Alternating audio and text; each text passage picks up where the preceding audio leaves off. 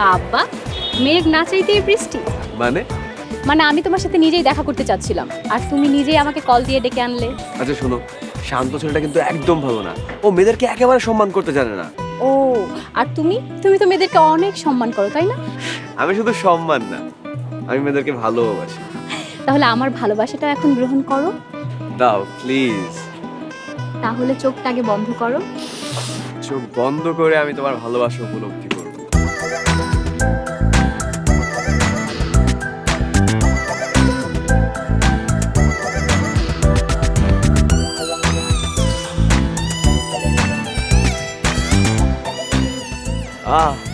তোমার স্পর্শ এত কোমল, একদম ক্রিমের মতো।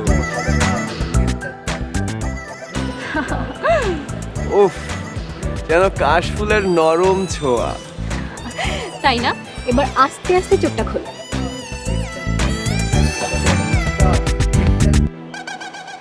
এসব কি? এসব কি না?